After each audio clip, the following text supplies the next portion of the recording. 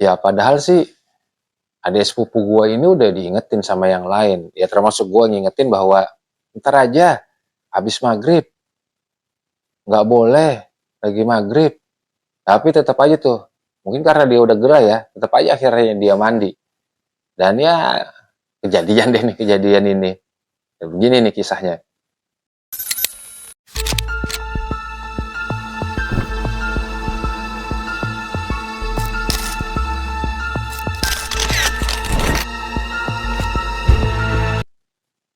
Ketemu lagi dengan gue, mantan Indigo.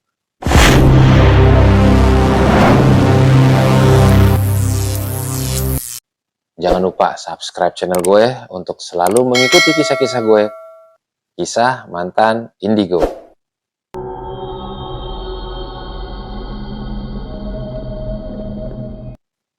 Udah menjadi agenda rutin di keluarga besar gue, dari nenek gue dari ibu gue tuh, kalau kita per 2 bulan sekali, kita bersilaturahmi untuk tetap menjalin silaturahim antara saudara. Ya kalau udah kumpul tuh rame banget loh. Ya anaknya dari nenek gue, ya gue, cucunya nenek gue, termasuk cicit-cicitnya juga atau ponakan-ponakan gue.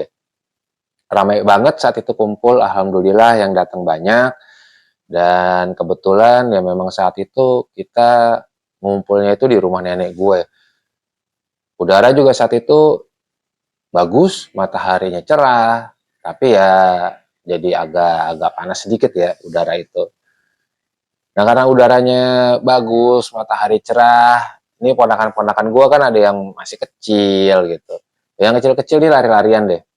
Yang main bola, ada yang lari-larian, kejar-kejaran gitu kan.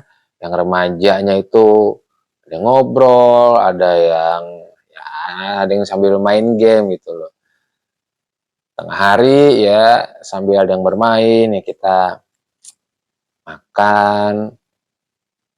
Yang gede-gede nih, yang dewasa atau yang udah pada tua juga sambil ngobrol-ngobrol, bersilaturahmi. Dan ya pada akhirnya tuh sampailah pada waktu azan asar. Ya setelah azan asar, yang pada punya anak yang masih kecil-kecil udah mulai ngikutin anaknya tuh. Weh, mandi ini, udah sore. Ayo mandi. Dari tadi siang sampai sore gini masih main aja. Yuk nanti keburu maghrib nih, keburu malam mandinya. Masuk angin nanti lo.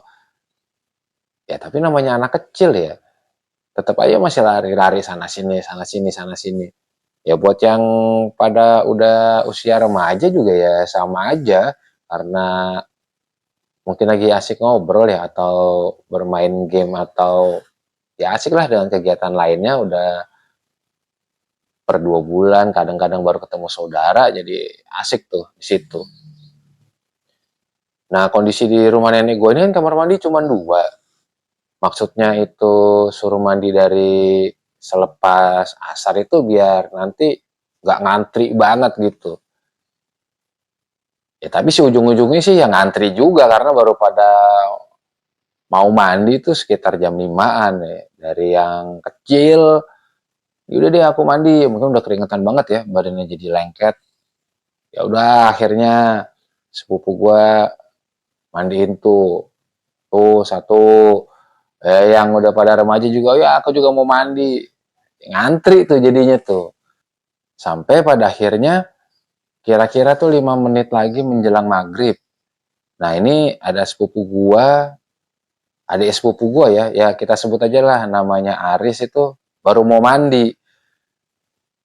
Nah si Aris ini kalau di keluarga gua termasuk bisa dibilang itu ya sensitif juga dia gitu loh. Untuk hal-hal yang bisa dibilang nyerempet-nyerempet dengan gaib gitu. Gue udah ingetin ke dia, nanti aja mandinya selepas azan maghrib. Bang Bons, ya kakak sepupu gue Bang Bons, juga ngingetin, ntar aja habis maghrib. Tante gue juga, om gue sempat ngingetin, ntar aja habis maghrib. Kan tahu sendiri, ada hadisnya juga, kalau saat azan berkumandang, Nih setan-setan ini nih sebagian itu ngumpet, lari sambil nutup kupingnya nih si setan-setan ini, lari dan ngumpet masuk ke dalam kamar mandi. Ya tapi si Aris ini bilang, aduh ini udah gerah banget nih, kan udaranya kan hari ini lumayan nih, agak panas. Terus tadi nemenin anaknya, dia itu habis lari-larian. Jadi aku mau mandi ini udah gerah banget. Ya beberapa tetap ngingetin lagi, udah kamu nanti aja mandinya habis maghrib. Kan enak juga, seger, masa denger azan itu juga di dalam kamar mandi sih. Ya Aris ngejawab, iya iya ini mandinya cepet kok. Ntar juga sebelum azan maghrib, ini udah selesai mandinya sebelum azan maghrib udah selesai. Ya udah dia menuju kamar mandi nih si Aris, gue bangun sama tante dan om gue nih ke teras lagi nih, kita ngobrol-ngobrol lagi sampai tibalah akhirnya kita dengar suara azan maghrib. Allahu Akbar, Allah. Suasananya saat itu memang karena lagi rame ya, jadinya ya asik aja, kita ada yang ngobrol, terus ada yang mulai mempersiapkan nih kita untuk sholat berjamaah. Tapi di dalam nih, di dalam rumah nenek gue, itu tiba-tiba ada kehebohan gitu, kayak heboh. Kedengeran nih suara nih. Ini gimana nih? Kamu nggak apa-apa? Kamu nggak apa-apa? Gue sama yang lain yang ada di teras kan bingung ya, ini ada apaan tuh? Ada apaan? Kok tiba-tiba ada suara kayak heboh itu di dalam? Itu kali ada yang jatuh atau piring atau makanan kali yang jatuh. Beberapa ngejawab kayak gitu. Enggak nih, kayaknya beda di suaranya. Udah tiba-tiba ada tante gue dari dalam keluar, manggil gue, itu si Aris tuh, tolongin tuh, itu dia begitu tuh. Begitu gimana gitu kan, kita yang di depan ini jadinya gue, Bang Bon, dan beberapa tante sama om gue, kenapa emangnya si Aris, coba dia lihat tuh. Dia keluar kamar mandi, tiba-tiba tuh diem, matanya kosong atau ke depan, di jalan ditegur juga diem aja. Masa sih? Itu buruan itu saudara lu itu kali, ketempelan kali atau gimana itu, coba lihat deh, tolongin deh. Yaudah, kita akhirnya semua yang ada di teras tuh langsung bergegas tuh lari ke dalam.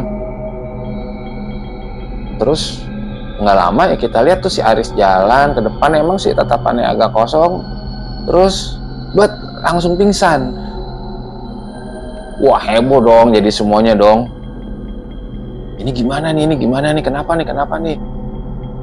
Ya gue bilang sih, ya udah ditenangin aja, itu mungkin kecapean kali tadi habis ngurus anaknya. Bang Bons juga bilang, ya udah itu coba direbahin dulu deh, buatin teh manis anget atau ambilin air putih buat diminum, mungkin emang kecapean. Nggak lama akhirnya si Aris ini bangun terus senyum, ngeliat, senyum kiri, senyum kanan. Gue juga pas ngeliat, iya ya, tatapannya tuh melek emang, tapi kayak kosong gitu, kayak nggak ngeliat apa-apa. Dia cuma ngeliat, dia ngelirik ke sekitar, senyum. Ditanya juga sama tante gue sama om gue, ada apaan? Kamu kenapa, Riz? Tiba-tiba jatuh kecapean kali, senyum, buat pingsan lagi. Ya rame lagi tuh, wah ini kenapa nih.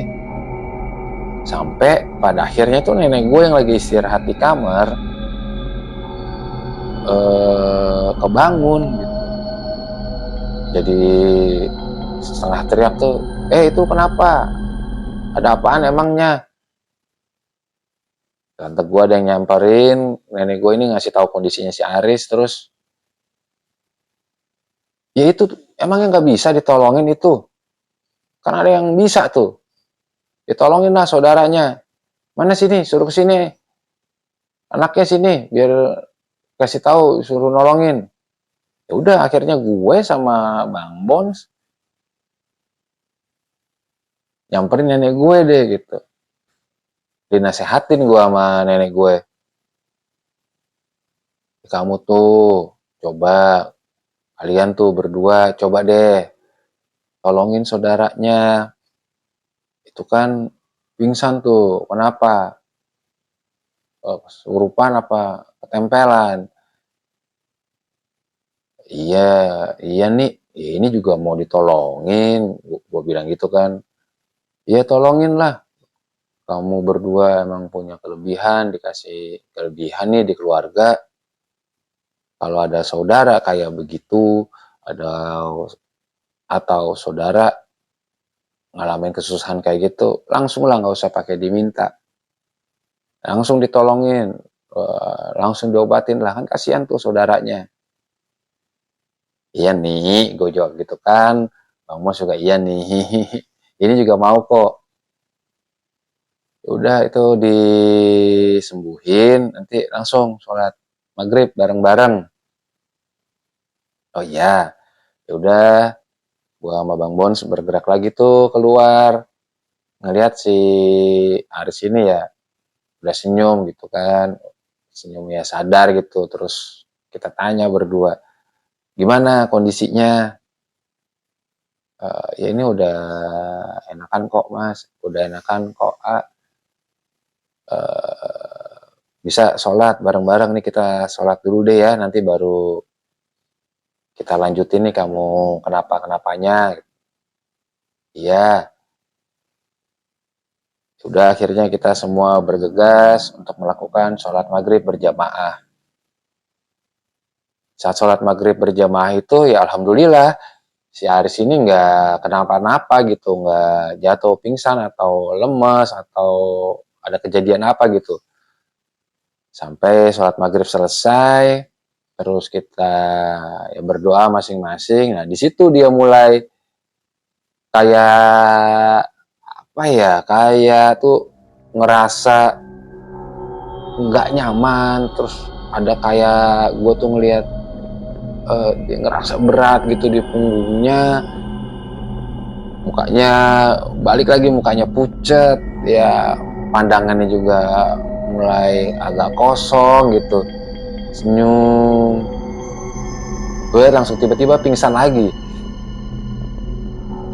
Ya kita semua yang lagi masih dalam kondisi berdoa ya setelah sholat, ya udah buru-buru tuh beresin perlengkapan sholat kita tuh.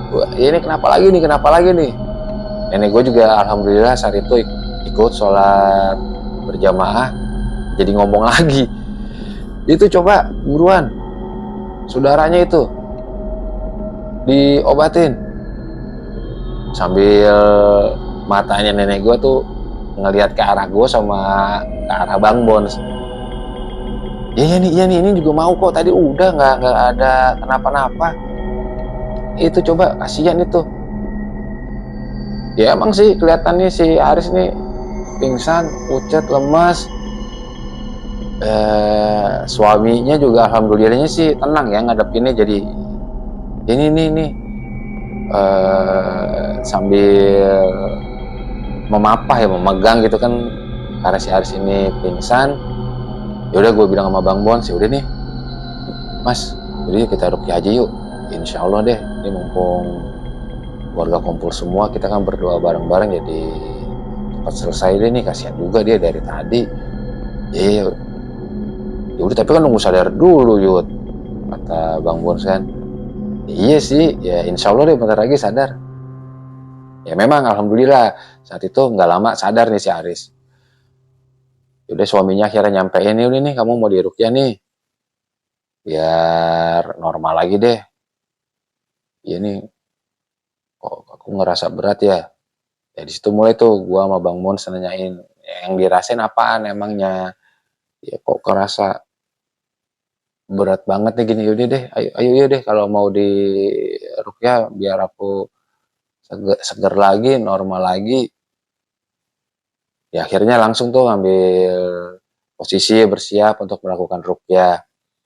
Ya saat diruqyah pun alhamdulillah si Haris ini nggak sampai kesurupan atau jadi pingsan, tapi memang sempat badannya agak lemes gitu, bergoyang ke depan, kadang kayak mau jatuh, terus agak ke belakang begini kayak mau jatuh. Ya alhamdulillah suaminya juga mendampingi, ngejagain. Terus kita sekeluarga besar ini berdoa untuk kesehatan, kesembuhan si Haris dan dibebaskan dari segala macam gangguan. Udah terus pada akhir ruqyah ya mulai kelihatan mukanya agak lebih seger, terus badannya nggak goyang-goyang lagi kan. Terus kita tanya, gimana? Udah enakan? Kalau nggak kita lanjutin lagi nih doa-doa ruqyahnya sebelum nanti azan isya. Dia ngejawab, iya ini udah enakan, tanya. Ya udah, semuanya yang jawab alhamdulillah, dan alhamdulillah juga kita melakukan ruqyahnya nggak terlalu lama gitu.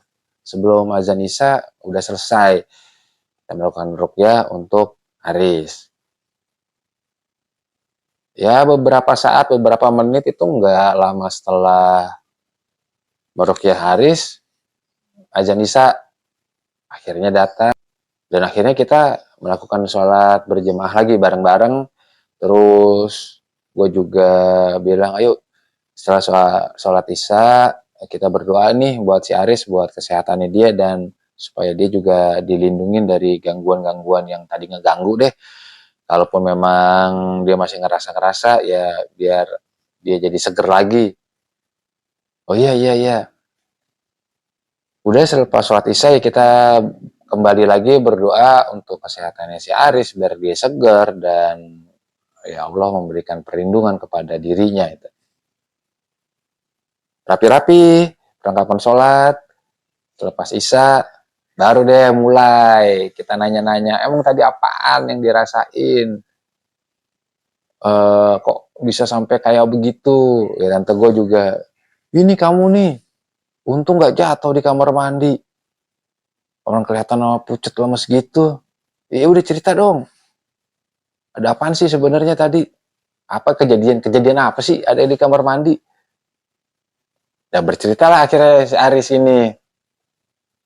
Iya, aku tadi tuh masuk kamar mandi, ya biasa aja, nggak ada apa-apaan, nggak ngerasa ada yang aneh-aneh.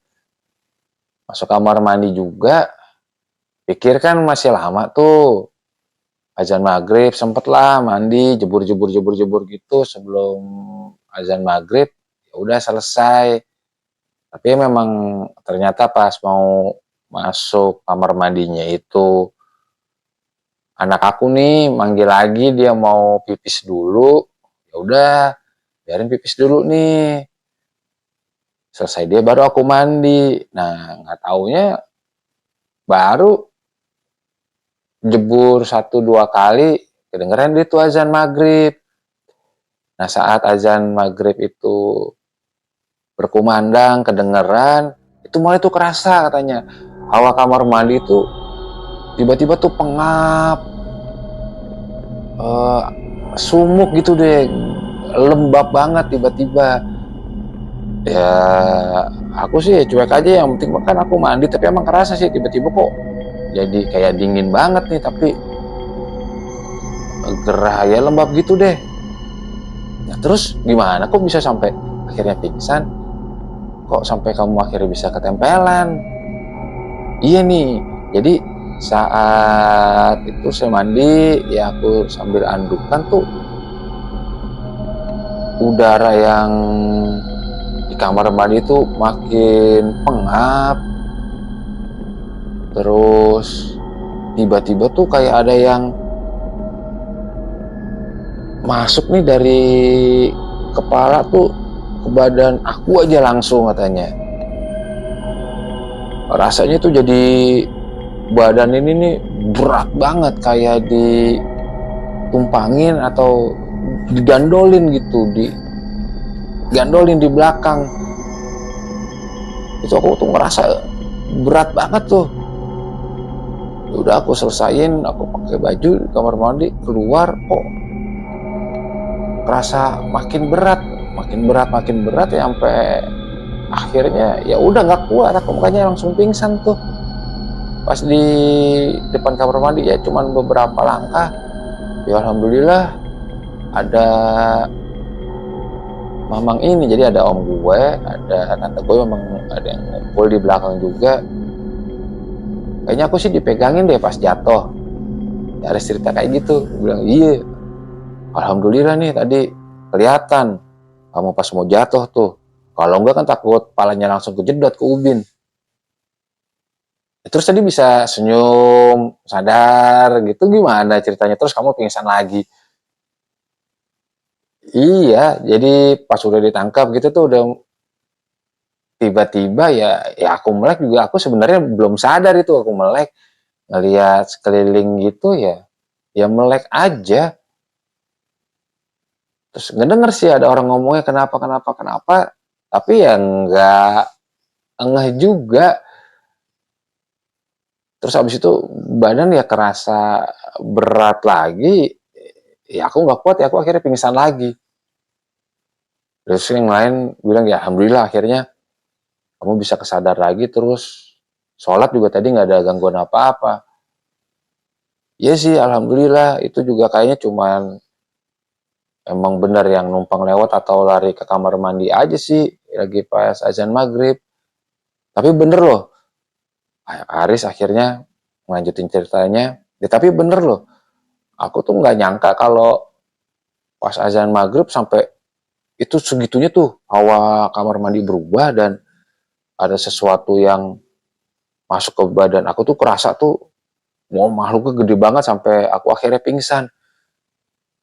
Yang lain pun akhirnya ngejawab, ya kan udah diingetin Riz, kalau tadi tuh udah deket azan maghrib, mandinya nanti nunggu azan maghrib dulu sekitar ya 5 menit lah, karena terpaksa deh, emang udah terlalu mepet kamu mau mandi.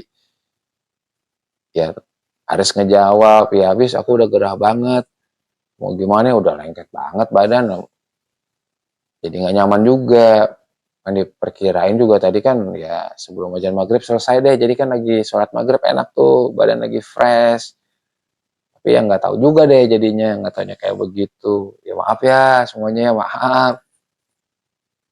Ya kita sih semua sih ngejawab ya udah nggak apa-apa, namanya kejadian kayak gitu kan siapa yang mau. Terus akhirnya tante gue manggilin tuh ponakan-ponakan dari gue, ya cucu-cucunya tante gue tuh, ponakan-ponakan gue termasuk anak gue dipanggil, yang kecil-kecil sini, kerucil-kerucil yang udah pada remaja sini. Terus mamang gue akhirnya ngelanjutin omongan, nih ya dengerin. Kalau di dalam hadis itu kan udah dijelasin bahwa kalau saat azan berkumandang, setan-setan itu tuh lari, ngumpet ketakutan ke dalam kamar mandi. Maka janganlah kita berada di dalam kamar mandi. Nah tuh, udah ngeliat kan kejadiannya nih? Udah lihat kan? Ini tadi kan nih Tante Aris lagi saat azan dan ngerasain akhirnya tempelan, kesurupan. Untungnya nggak kesurupan yang marah-marah atau ngeronta-ronta gitu.